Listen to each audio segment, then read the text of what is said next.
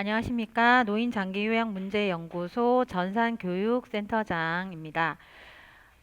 오늘 교육할 내용은 저희 연구소 전산을 사용하시기 전에 기초 등록하시는 부분에 대해서 설명을 드리고자 합니다. 연구소 전산에 로그인을 하신 다음에 회계 시작 버튼을 누르시면요. 기초 등록하셔야 되는 부분이 설정이라는 버튼 클릭하시고 사업 코드 관리라는 메뉴를 클릭을 하시면 이 부분에 대해서 W4C와 저희가 연구소와 중계기를 이용해서 결의서를 전송하기 위해서는 W4C에 저장되어 있는 사업 코드를 저희 연구소 사업 코드 관리에 동일하게 작업을 하셔야 중계기를 이용해서 결의서를 전송하실 수가 있습니다. 그러면 사업 코드를 업로드하는 방법을 잠시 보여드리고자 합니다.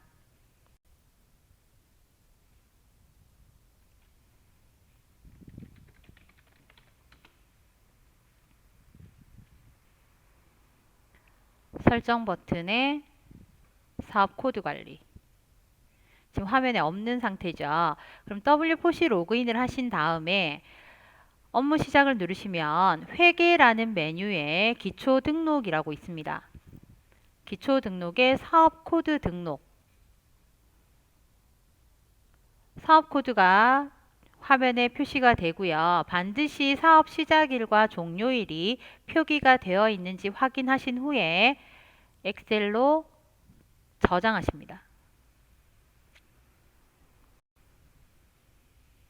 사업 코드 등록이라는 파일로 저장.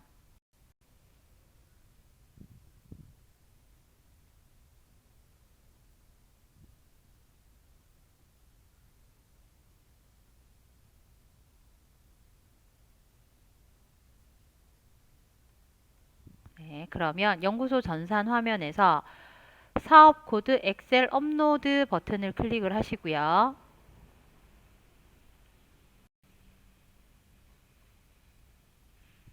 문서 폴더에 사업 코드 등록 파일을 더블 클릭하시면 저장되었습니다 라고 메시지가 뜨고 확인 단추를 누르세요. 그러면 동일한 사업 코드가 등록이 됩니다. 작업하시기 전에 반드시 사업 시작일과 종료일이 W4C에 표시가 되어 있는지 꼭 확인을 하시고 작업하실 수 있도록 당부드립니다. 그리고 사업 코드가 등록이 된 상태에서 연구소의 계좌 관리.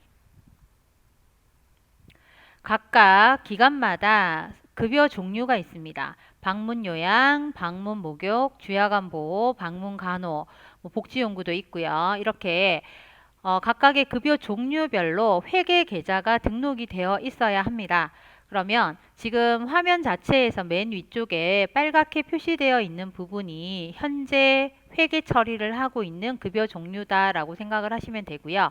방문 요양 클릭하시면 거기에 관련되는 계좌가 등록이 되어 있어야 됩니다. 계좌 등록 클릭하시고요. 은행명, 계좌 구분이 회사로 설정이 되는지 개인으로, 주로 지금 회계 시작하시고 난 뒤에는 사업자로 계좌를 생성을 하셨을 겁니다.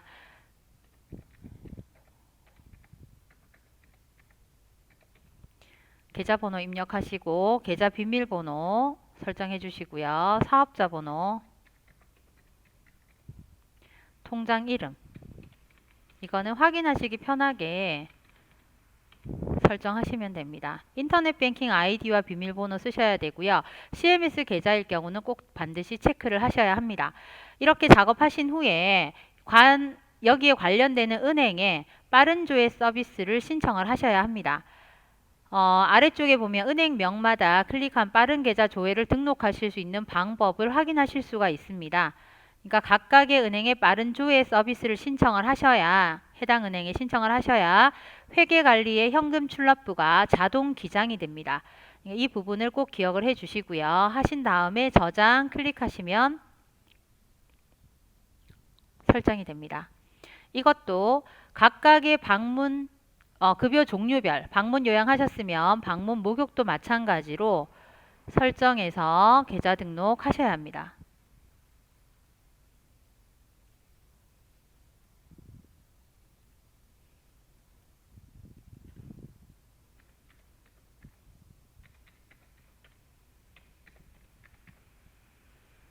비밀번호 똑같이 저장해 주시고요. 사업자 번호, 통장 이름,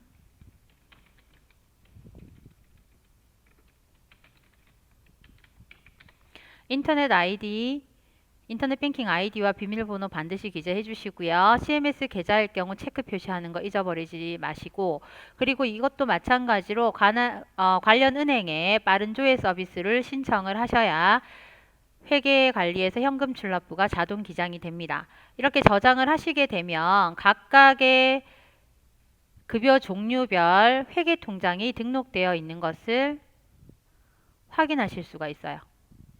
그러니까 반드시 기억을 해 주시고요. 그리고 사업 코드에 관련되는 거는 여기 이 사업 코드에 관련 계좌가 등록된 것은 W4C에서 확인하실 수가 있습니다. 기본 통장이 등록되어 있는 거. 이 통장과 저희 연구소에 각각의 급여 종류별로 등록된 계좌가 동일해야 가능합니다. 기억해 주십시오. 그리고 사업 코드가 등록되어 있으면 이제 대상자를 업로드 하셔야 합니다.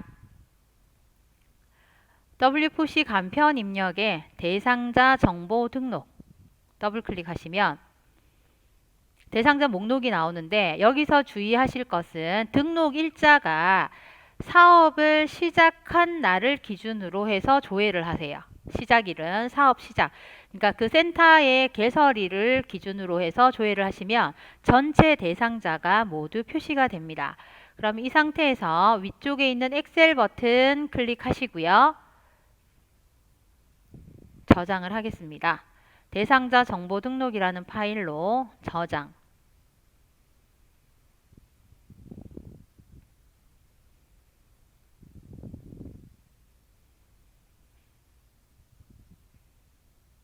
네, 저장했고요.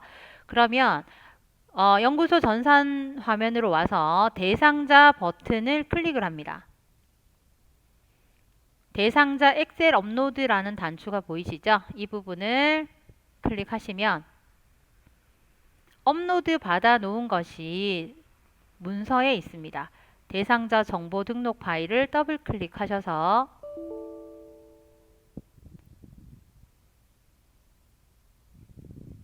확인.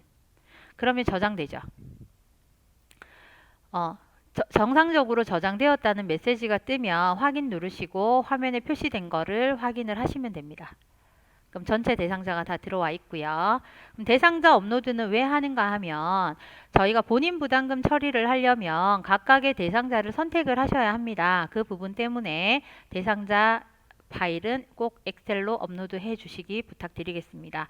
그리고 인사급여에 관련되는 부분에서 종사자 업로드를 하셔야 합니다. 인사급여에 인사기록이라는 메뉴를 가면 종사자 엑셀 업로드가 있습니다. 그럼 일단 W4C에 저희가 직원들 각각의 인사를 등록을 하면 종사자 간편 입력이라는 곳에 종사자들이 다 표기가 됩니다. 이렇게 조회를 하신 다음 엑셀 클릭하시고요.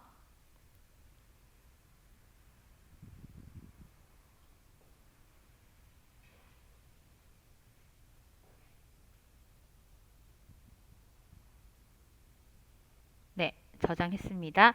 그럼 연구소 화면에 인사급여의 인사기록 클릭하시고 종사자 엑셀 업로드 버튼을 클릭을 하세요. 문서에 종사자 간편 입력 자료를 더블 클릭해서 정상적으로 저장되었습니다 라고 하면 확인. 그러면 각각의 종사자들이 다 들어옵니다. 그럼 여기서 한 가지 기억하셔야 될 부분이 종사자 자료가 업로드가 되면 각각의 종사자들에 대한 기본적인 W4C 내용은 그대로 저장이 됩니다. 하지만 이외에 나머지 저희가 급여 대장 작성함에 있어서 필요한 정보들이 있기 때문에 그 부분은 스크롤바를 이용해서 오른쪽 끝까지 끌고 가시면 해당 종사자를 수정하실 수가 있습니다. 그럼 수정 버튼 클릭하시고 핸드폰 번호 없으니까 입력하셔야 됩니다. 그리고 4번 그대로 나와 있고요. 대표자 여부, 이 사람이 대표인지 아닌지 선택을 해 주셔야 되고요.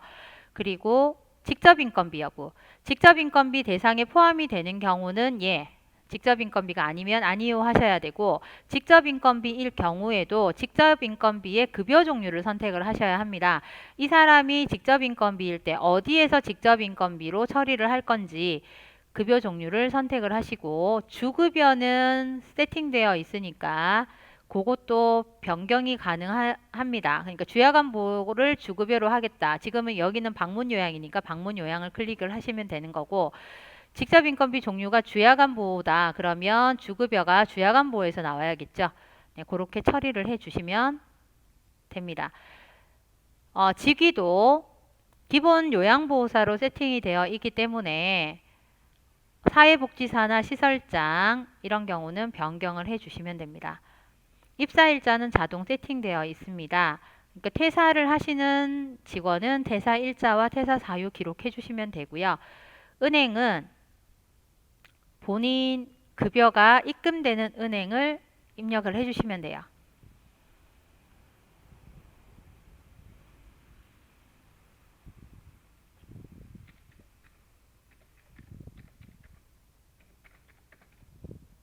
예금주 설정되어 있고요. 국민연금 가입 여부 예 아니오로 선택하시면 되고, 고용보험 퇴직연금도 마찬가지 예 아니오 선택하시면 됩니다.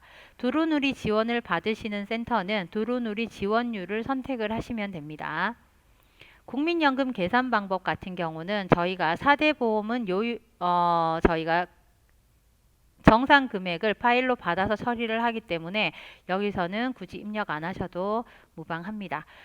수정이 끝난 경우는 적용 버튼을 눌러서 저장을 해 주시면 종사자 자료까지 처리가 완료가 되는 겁니다.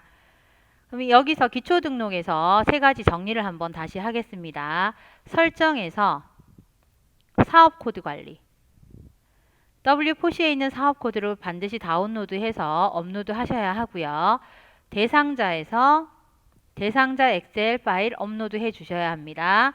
인사급여에 인사기록, 종사자 엑셀 파일 업로드 하셔야 합니다.